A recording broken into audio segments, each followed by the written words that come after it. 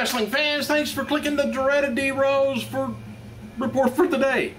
Hey, did you happen to see on Raw Monday where JTG, of course, got his wonderful match with RYBACK, and RYBACK had him up against the ropes and threw him and stuff. He yelled over to the referee.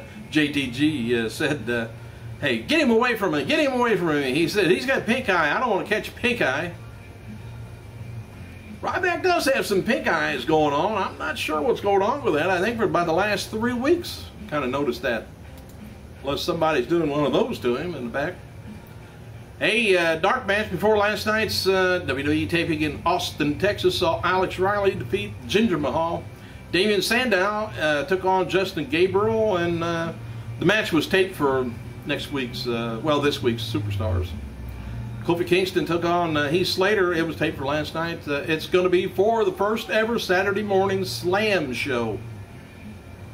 By the way, the announcer, Mike Tenay, 58 years old today. Yoshi Tatsu wrote on Twitter, which I didn't know this happened, that he was not injured during WWE's live event in Shanghai, China last week. He said there was speculation that Tatsu injured his arm during the match, but maybe he's just trying to sell it.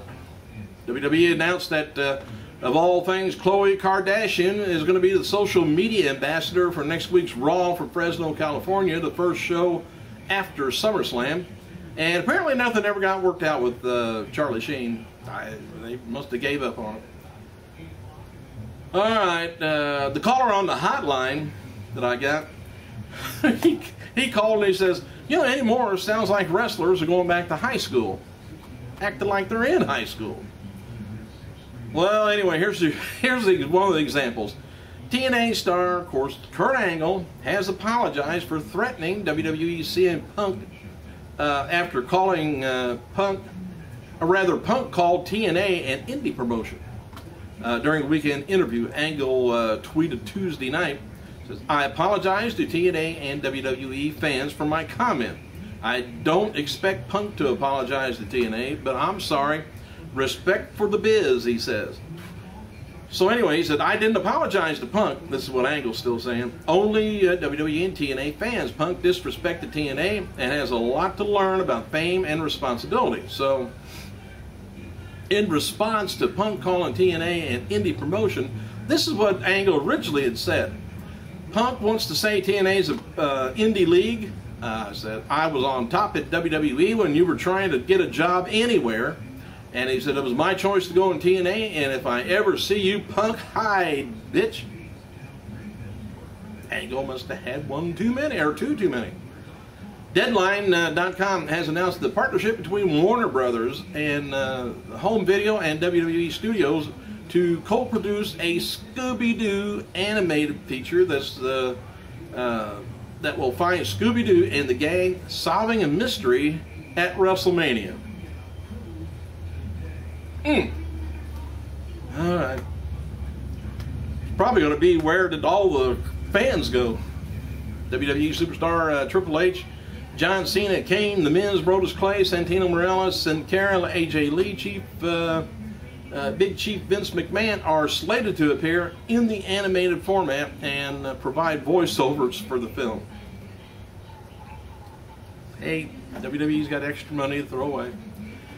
WWE.com summarizes the film plot. When Shaggy and Scooby wins tickets to WrestleMania, the entire gang travels in the Mystery Machine to WWE City to attend the epic event. However, when mysteriously a ghostly bear appears and threatens to run the show, Scooby, Shaggy, Velma, Daphne, and Fred work with the WWE stars to solve the case.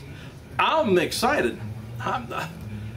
Anyway, Warner Brothers Entertainment will distribute the film via the Blu-ray and DVD, VOD, and digital on-demand download, while WWE uses its considerable resources to promote the film, the title, and WWE Studio presents Michael Lucy to do all the pushing of the movie.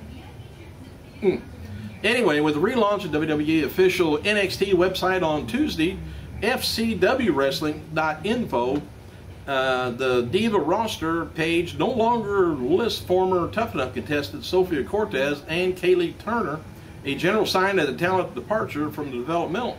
So Cortez announced on Twitter Saturday that she was released from her WWE developmental contract. Turner, her absence from the index could be just an error like Cortez, but or unlike Cortez, but her profile remains online. I read somewhere where WWE is thinking about redoing FCW down there, just call it NXT. So let's just see what they're up to here in the next few days. John Bradshaw Layfield, he recently was teasing on Twitter that he would be replacing Booker T on commentary on Smackdown. Layfield later admitted that he was just kidding, but expressed interest in returning to the commentary job if the job was available. And during recent interviews with WrestlingInc.com, JBL discussed how he's interested in the return to the announce booth. And a lot of that, he said he didn't really want to mislead anyone, but he was just kind of poking fun with Michael Cole, I guess. And as noted before, Heath Slater versus Kofi Kingston was taped last night in Austin, Texas. First match for WWE's Saturday morning Slam show that debuts August 25th. You want to watch it or not? We'll see how the ratings are. The Saturday after SummerSlam's pay-per-view. Now, this could be a little mistake that they did because they've already, taped the show, and it's going to be after SummerSlam. Well, the match saw WWE U.S. champion Santino Marella come out for a commentary, and he had the U.S. belt with him. So that could be a sign that Santino maintains the U.S. title against Antonio Cesaro at SummerSlam YouTube pre-show match coming this Sunday on the 19th. It's always possible, WWE could show Santino on Saturday morning Slam, I guess, to do some other kind of editing, with Cesaro. But anyway, he's already holding the belt up, and it won't be shown until after SummerSlam. So we'll see if that was a goof or not. After much speculation, WWE named, believe it or not, named Sheamus's opponent for SummerSlam at last night's Smackdown taping. The man is none other than Alberto Del Rio. The match was nixed last week by Booker T, and the feeling was that new contenders would be named. Well, it looks like the final card for Sundays is going to be Brodus Clay taking on Damien Sandow, being a likely addition also. So I don't know what all that was about. Maybe just to get the sell, the beat down from the other day. But anyway, big show in the title match for WWE title is Show taking on Cena and Punk. Well, three-way. World Heavyweight title, Alberto taking on Sheamus, and Brock Lesnar taking on Triple H for the hell of it, because he beat up Shawn Michaels, and Paul Heyman got slapped around by H's wife. And WWE Intercontinental Championship title is Rey Mysterio taking on The Miz, and WWE Tag match is going to be O'Neal and Young taking on Kingston and Truth. Jericho versus Dolph Ziggler, just because they don't like each other's hair. Kane taking on Daniel Bryan. WWE US title pre-show match is going to be Antonio Cesaro, which I already told you about, taking on Santino Marella. So, to determine the World Heavyweight titles SummerSlam match, PWI Insider reports that WWE officials are considering a beat-the-clock challenge for last night's Smackdown taping in Texas. But that didn't happen. And as I don't know why I told you, since it didn't happen. And as noted before, WWE Developmental website is being redone, and it appears to have been totally dropped the FCW name in favor of NXT. By the way, who works down there? The staff is President Steve Kearns. If you remember him, he used to be the tobacco chewing guy from Down Under. Creative directors, Dusty Rhodes, head trainer, Bill DeMont, trainer, another trainer, Joey Mercury, yep, that guy from a long time ago, got hit in the face with a ladder. Another trainer is Norman Smiley. Another trainer is Ricky Steamboat. Another trainer is Terry Taylor, and broadcaster Chris Russo.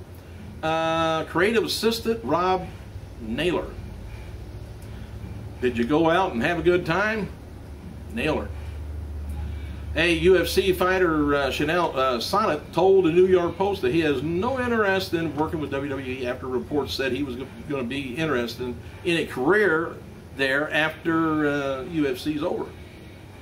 He says, I only watch WWE if Stone Cold's going to be in it or on it, and if CM Punk is wrestling. Otherwise, I have no interest. So anyway, I got a little bit to say about Linda McMahon. So you want to leave the room or click this off, go right ahead. But anyway, Yahoo.com, they published a brief article noting that the former WWE chief executive Linda McMahon won her GOP Senate primary on Tuesday night after spending almost 10 times as much as her opponent and $61 million over the course of 2 campaigns to try and win the seat of the U.S. Senate for Connecticut. When McMahon's campaign in 2010, she broke Connecticut state records of out-of-pocket spending and splurged $50 million of her own money and still lost. At this time around, McMahon spent over $11 million to defeat former Representative Christopher Shea by a 3-to-1 margin, who spent approximately $1.2 million. So, and according to MyFoxNewYork.com, McMahon actually has spent $15.7 million on her personal money on the campaign, which would bring the total thus far to about $66 million. How important is this? What do you think she's up to? After the race was called Tuesday night, the Democratic Senatorial Campaign Committee immediately attacked McMahon over her WWE past. That's all they got on the woman. Linda McMahon is a greedy CEO who made millions marketing sex and violence to little kids, all at the expense of health and safety of her own employees, said the executive director, Guy Cecil. Everything about McMahon's record, principles, and agenda prove that she's wrong for Connecticut. This isn't enough money in the world, or there isn't enough money in the world to convince the Connecticut voters otherwise. Well, I think somebody got convinced otherwise, because she got at least nominated this time and won her seat there. But we'll see. There's got to be some sort of an agenda, and I'm not sure whether it's just her ego, or there's an agenda, or whether it's just she don't have nothing to do. I got something to do. I got to go.